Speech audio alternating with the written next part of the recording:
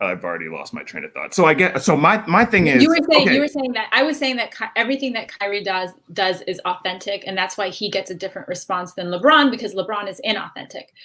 But you were saying that Kyrie is a lot of cap too. So I'm willing to at least I do think it's weird that some of the things that we hear about him doing, he does after people have been coming for him or whatever. I feel like I've seen that happen at least twice now, where it's like, oh, Kyrie, what are you doing? What are you doing? And then he puts out an Instagram story on how everyone's manipulating him and how, oh my God, and then a couple weeks later, it's Kyrie donated to insert place here. He's such a good guy. Don't come for him. And it's just like, hold up, like, come on. Like, this is the same dude who, regardless of platform, will change what he says just to make sure that it fits insert platform here. I agree. Like he does move on his own accord and his own like whatever he's pursuing right now. I agree with that. But I just don't think you can't be like, okay, I'm here. I'm a leader. I want to lead this team. I want to inspire the people and the youngins around me. But I'm also going to bail out on them and ghost on them for like 3 weeks and then put some weird Instagram post on how I'm finding myself. Let me just come on and be like, I'm finding myself. Like, there's no way I couldn't do. First of all, finding yourself is essential. So you can't knock that. Like, you're right. His well-being and mental health is important, and I think part of it is how we look at leadership. Right. Like we've talked about.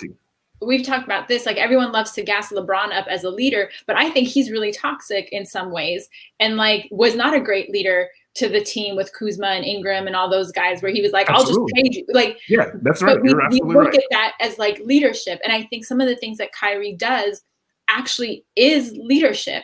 Maybe it's not convenient. Maybe it's not like as basketball centered as you would like your favorite leaders to be in the NBA. But I don't think that it's not leadership. I think it's different. And I think part of the reason why they love to shit on him is because he has, this is what I was telling you earlier, like he has a higher standard that he answers to. That's not his job. That's not his paycheck. That's not these things. And that makes his job, that makes the people that sign his paycheck, that makes the people who make money off of the people signing his paycheck uncomfortable.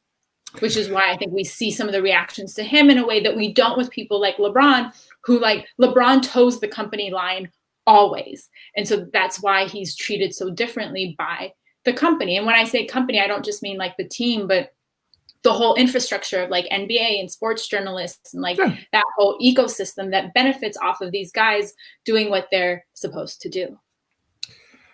Okay.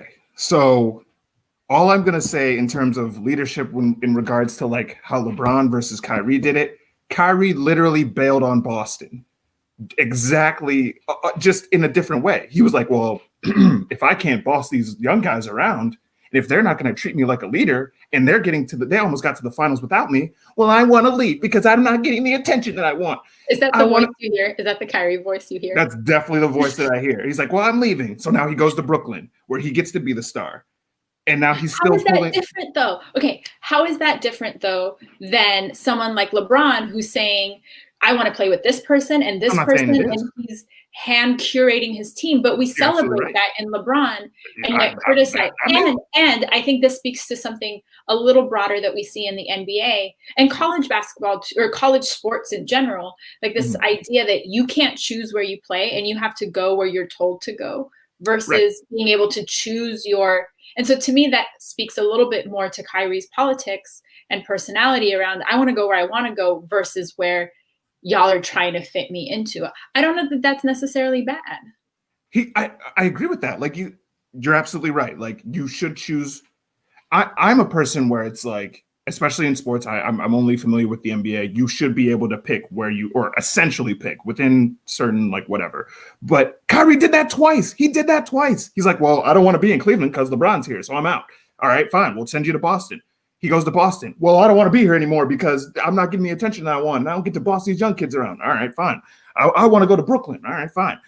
Go to Brooklyn. And he still bails out. I don't understand how that's still How many times have you left a job? How many times have you left a job that wasn't right for you? Right. And that was the other part that I was going to mention is I think, and I feel like I've talked to a lot of like other Black men about this. There's no way on planet Earth I could just be like, it's time to go find myself. I quit everything and I'm going to go fly somewhere random and find myself. And when I come back, I'm going to donate to someplace random so you guys can get off my back. There's no way on planet Earth and like that's the other thing. I have a family that I'm supposed to be providing for. I'm supposed to be doing all this stuff. The minute I come back, I'm like, guys, I found myself. Praise me for it. They're gonna be like, you're fired. What's wrong with you? Are you kidding me? Where were you at? I was finding myself. Like, there's no way that any of us could ever do that. Yeah, I mean that I'll take that point, and I think the wealth and power and status that Kyrie has enables some of that. And actually, it was I think it was what's her name, Malika Andrews, who asked him during that press conference today about like, did you communicate with your team? Mm-hmm. And he gave his general like, we're all just happy to be here. I really love my team. Exactly, that's what I'm saying. He brushed that over, and so. I mean, I don't know. So I think that's different. Like the lack of, I don't take fault with being like, look, my mental health is important. I need to go find myself. This is what I need to do. And I think that's actually his focus on that. I think is actually healthy in the narrative of like who he is and how he communicates and stuff. Mm-hmm. If you did it without communicating to your team, that's a different conversation. But I don't think it's the same. I don't think it's the same conversation. And I think people conflate the two, so that they can kind of pick on him for one part because of the other part. But also, I also understand you want to be like, fuck it and blow off work. And I think there's also something, I think there's also something about when we have folks in these positions where their job is fun, right? They're athletes or they're musicians or like, and they're getting paid tons of money. There's this sense of like, you should be so grateful. You get to play basketball for a living. No, you're absolutely right.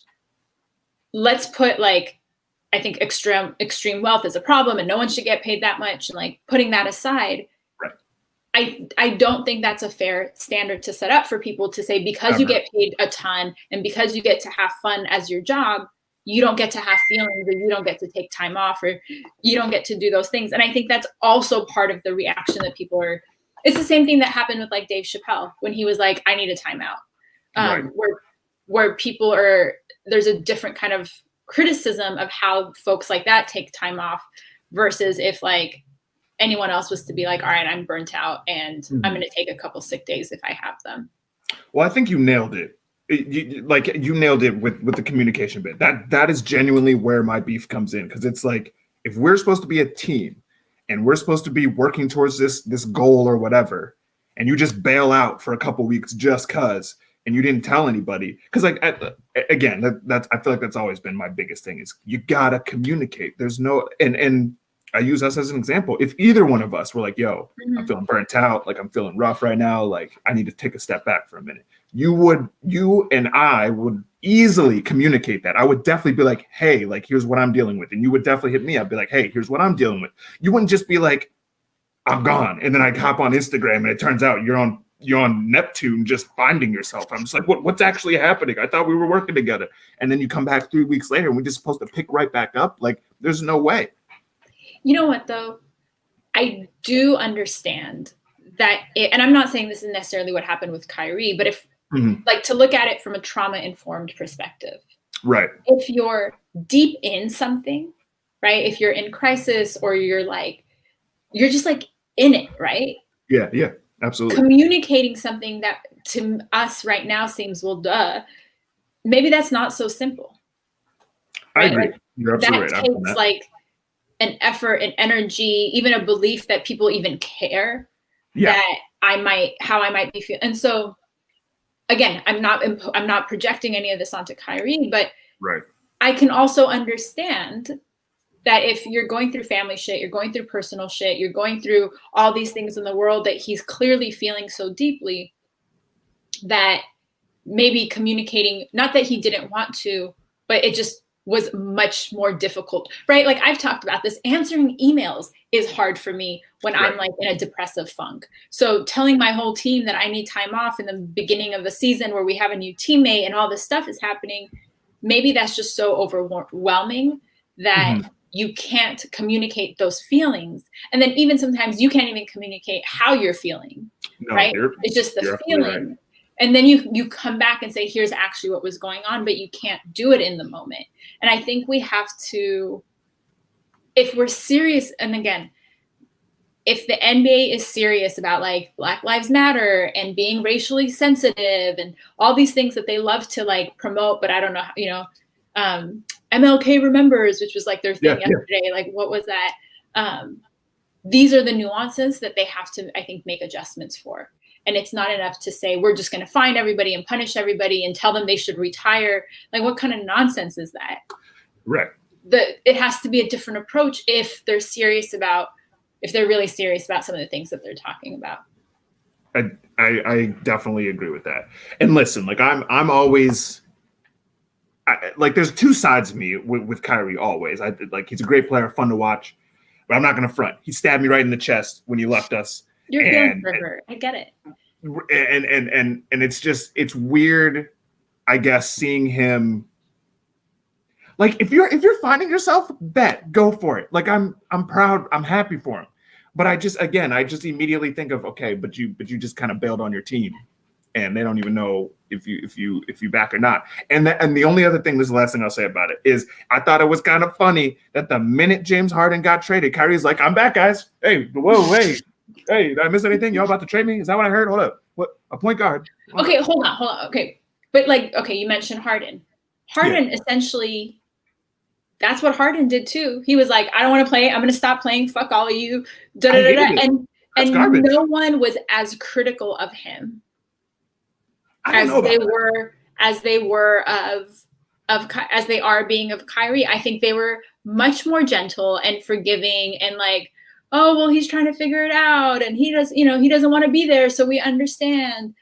Much more understanding. And even in the way that they dealt with like his fine versus the way that Kyrie got fined for being maskless and all these kinds of things.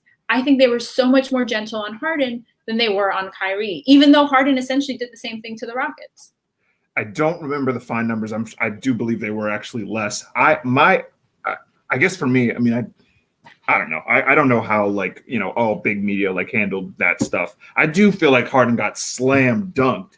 I do feel like a good example is Anthony Davis. So they let him he just sat on the bench, kind of dissed the team and all this stuff. And then they're just like, okay, well, I guess we're sending you to the Lakers, I guess. So I agree. Like, yeah, how the media handles Kyrie is, yeah, go ahead. No, sorry. You mentioned AD, and it makes me think of LeBron, and like when LeBron just walks off the court, or he like throws his little tantrums, and it doesn't even make a blip because no one wants to be critical of LeBron. But guarantee if any number of players that I can think of walked off a court before the game was over.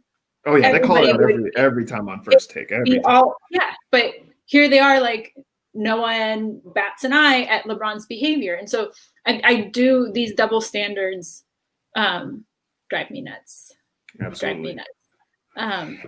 And with that, welcome to Office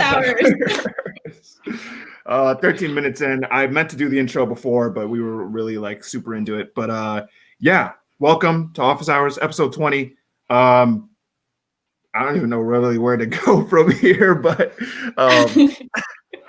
I have to say, I love our basketball conversations. And partly because for me, you know, I grew up, maybe today is just going to be a sports conversation. And next week we'll talk about planning the year ahead. So like we're almost halfway through. I know. And so to those of you who are here, hi, hello, and welcome. This is Office Hours with Nora and Sto. We normally talk about music business and branding and things like that. But today we're talking about the NBA. So hang out with us. Let us know if you have questions or thoughts about what we're talking about now, or if you have questions or thoughts you want us to address in a future episode, we will do that too. Shout out to Aaron who's here with us. You know, I grew up thinking that sports was a distraction. Mm-hmm. And I was like, damn, like all these people are willing to go to a sports game, but they won't go to a protest, like opiate of the masses. And then since quarantine, I live with two guys who literally have the NBA on all the time. Shout out to Paisley Goldfish. If you ever need vintage clothes, they will hook you up. It's a black-owned vintage company. But they have sports on all the time, NBA on all the time. And so I've been more than just like watching the game. I'm also watching the like First Take and TNT and right. the conversations. And now I'm like invested in it. Right. And like learning a lot about the nuances. And for me, what's so interesting about it is the way that it's like a microcosm of all these things that we talk about in terms of politics and community and psychology. And so it's, for me, like these conversations that we have on office hours is fun because I get to then practice like putting the pieces together. Right. And I'm like, I know sports, guys. I know basketball. Exactly. Yeah. I do feel like it's probably best to just make this a sports episode, but yeah. And then for me, like, obviously I'm a fan, played in high school, all that jazz, but I do, especially now that I'm older, like see kind of just the BS that's all throughout the sports industry in general.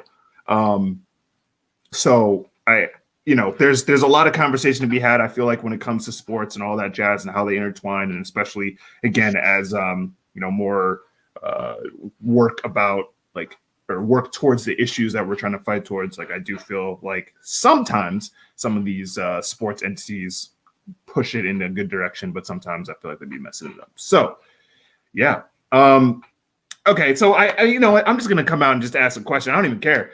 So what was that? 2 years ago, I guess, when Kawhi left Toronto or whatever. Mm-hmm. I guess that was 2 years ago.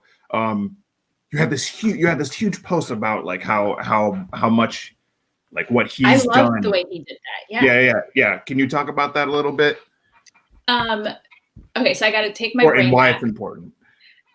I think what that like for me, what that trade that Kawhi handled, what that represented is what you can do as an employee, right? If you take your time, you know your value, and you right. and you're strategic about the moves that you want to make. So like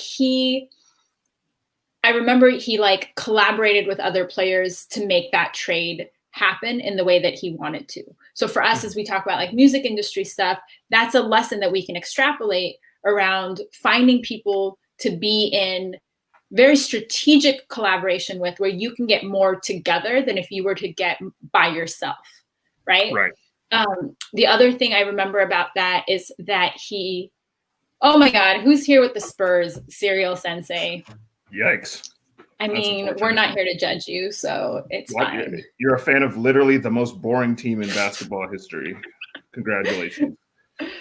I think the other thing was there wasn't, from a negotiation perspective, he was having different conversations. And so really like exploring his options so that then you can take one offer here and leverage it somewhere else, but wasn't really talking about it publicly. And that, for me, that's a great reminder of not all work has to be public. And I think we're in a space where there's so much pressure to like advertise, like, look at what I'm doing.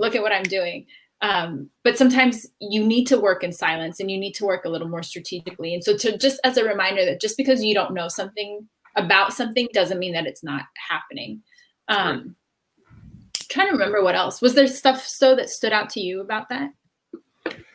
Yeah, I mean, you kind of hit it on the head just in that he was having multiple conversations with different teams and kind of, I mean, for all intents and purposes, facilitating genuinely what he wanted to do versus, because if I'm remembering correctly, like and I'm sure we'll hear like the actual story one day, but I'm pretty sure LeBron approached him or whatever to join the Lakers, and like it sounded, based on what I heard, it sounded like his party was like, yeah, I'm not trying to be second guy. And I think that's totally fair. And like, I guess to kind of push it to the industry in general, like I feel like when it comes to, I don't know, whether it's labels or organizations that want to work with you or brands or whatever, you don't have to compromise what you value and what you want. Yeah. Just because, I don't know, there were so many things at play with Kawhi. Like, I remember like when he said he wasn't trying to go to the Lakers, First Take and Shannon Sharp and all these people like, oh, what's he doing? Why did you make this colossal mistake? You had a chance to play with one of the best. But again, people forgot that he had already just won a ring in Toronto, not by himself per se, but he was really the only star. So he didn't need to then go and hop with LeBron and make that happen. And then go ahead. No, I think part of why that's so interesting is like everyone thinks the Lakers are like the freaking holy grail, and they can't imagine I was going to say an artist. They can't imagine an athlete saying no to the Lakers, because like the Lakers are, and to me, what that parallels to is when there's like a potential collaboration, or you get you want to get signed, or somebody wants to like approach you, and you can always say no to that big thing because what you value is something else, or the plan for you is something else. And so that's not always the answer. Like everyone's, how do I say this? Like the top isn't the same for everybody. And I think, I'm glad Serial Sensei brought up Kyle Lowry. I'm going to share this comment. Don't slam Kyle Lowry. I mean, Kyle is an important part of the team. He is small. He's like what? Like he's 6 feet. Like he needed help. He couldn't do it on his own. I mean, everyone has a role to play on the team. Exactly.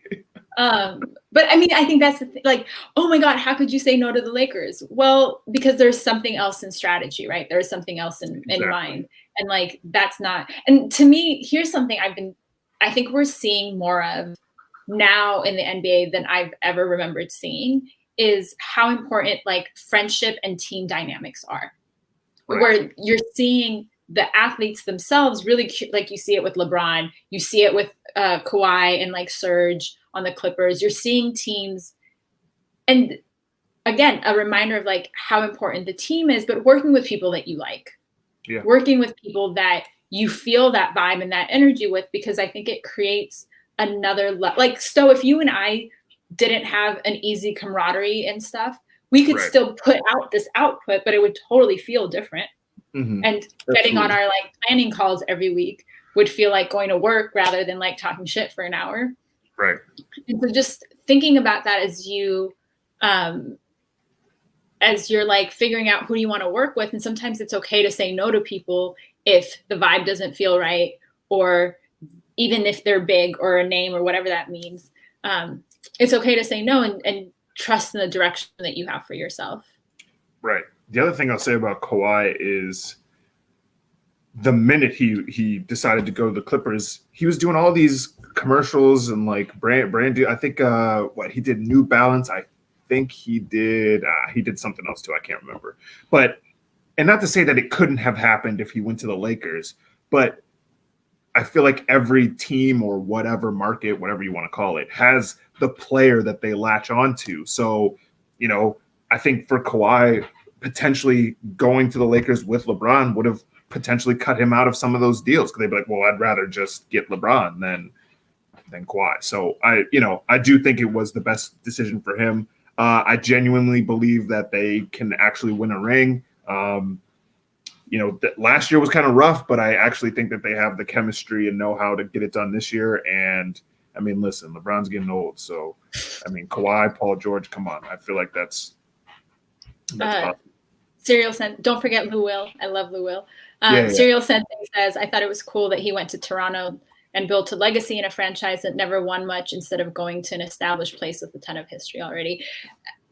I don't know if I've ever told you, Sto, but for anyone who's been to LA, the way that they advertise the Clippers is really, really, I think, interesting, because a lot of their like not this season, pre-bubble season. Yeah. Their billboards were like grit versus glamour, or like throwing these slight jabs. And I think that's part of like when you think about Kawhi and LeBron, that LeBron is like flashy and superstar, and then Kawhi and the Clippers are more of this like gritty, like bootstraps type of team. And so it's interesting as you talk about like branding and endorsements and stuff. And even as we're talking about this, I have Damian Lillard's commercial stuck in my head. I don't know if y'all have seen those. He has the Hulu commercial or whatever. And it like and they play them back to back. So somehow my brain has interpreted that as like one song. Anyways. So yeah, I mean, all that to say is like, know your brand. And know the potential partnerships that could mean for you. Y'all, we talked about basketball today on office hours. Next week, we will talk about. We've literally pushed this episode back for like a month and a half. That's fine. Who's planning these days? That's what I was going to say. Exactly. I mean, maybe this is a good example. Like you can plan and plan and plan. Seriously, and sometimes things come up and you just like go with the flow, and what needs to be in the space needs to be in the space. So we will talk about planning on the first Tuesday of next month. Office hours is every first and third Tuesday of the month. If you have questions or topics you want me and Sto to talk about, definitely make sure you drop those in the comment. If any of this was entertaining to you, please hit the like button and subscribe. Serial Sensei, we started at 5 o'clock Pacific today, as we do most times. But watch the recap. Share it with your friends. Any final words, Sto? The only thing I wanted to say about the Kawhi stuff, in terms of like, lessons or whatever, is don't be afraid to actually like obtain the value for your work or whatever. I didn't word that right at all, but with Kawhi, and as much as I dislike him as a basketball player, Kyrie, both understood their value and understood that they wanted to go somewhere where that value would be respected. So even in Kyrie's case, where if I'm remembering correctly, the Cavs were trying to underpay him. And even someone who, he's all right, but he should have gotten paid because he did help bring that ring and he is an all-star talent. But because his value wasn't respected, he wanted out. And I think a lot of artists, content creators, whatever, like, it's okay to charge your value. It's okay to hold on to your value. And those that don't respect that, that's on them. That's not your fault as a creator or whatever. That's on them. Get in where you fit in and continue to push to get paid for your value. That's fair. Yeah. Cool. Thanks for hanging out with us on Office Hours. I'm Nora. That's Sto. We both do consulting. If you need music business help, strategy, things like that, please hit the like and the subscribe, and let us know if there's topics you want us to talk about in the future. And we'll see you in 2 weeks. All right. Peace, everyone.